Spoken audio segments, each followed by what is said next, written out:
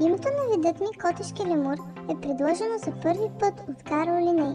Под влиянието на историческите трудове на Вергилий и Овидий, Карл Линей дава това име на рода ми по аналогия с злите духове лемури, които са били прогонвани в древният Рим в рамките на фестивала Лемурия.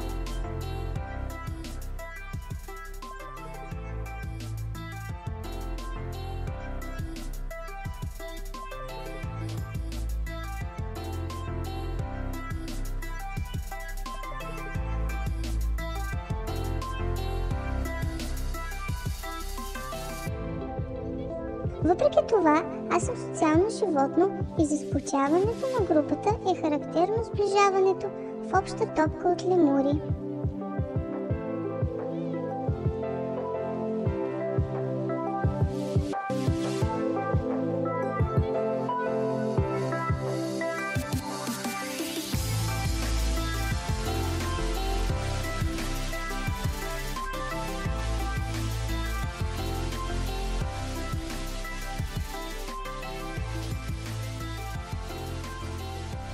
Заради нощната ми активност и призрачния ми вид, Линей ме е оприличил на римските духове.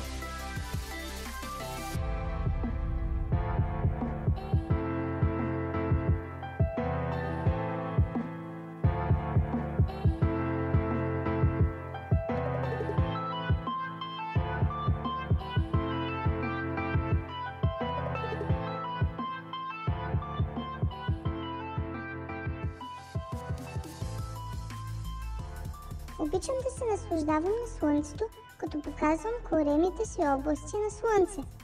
Менюто ми е разнообразно и здравословно. Плодове и насекоми.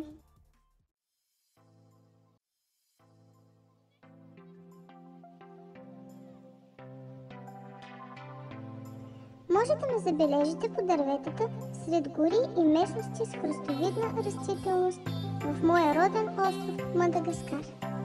Въпреки това, прекарвам 1/3 от времето си по земята. Изненадах ви, нали?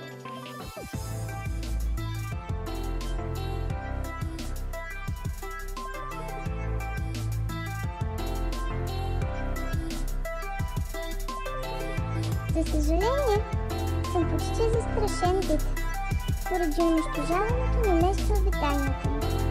Въпреки това, сравнително лесно мога да бъда отглеждан в зоопарк.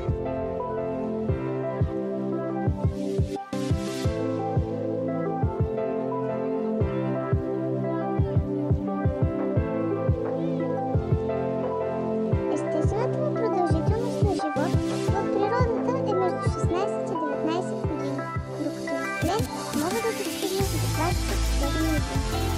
За това, грижете се за мен, за да живеем заедно в хармония.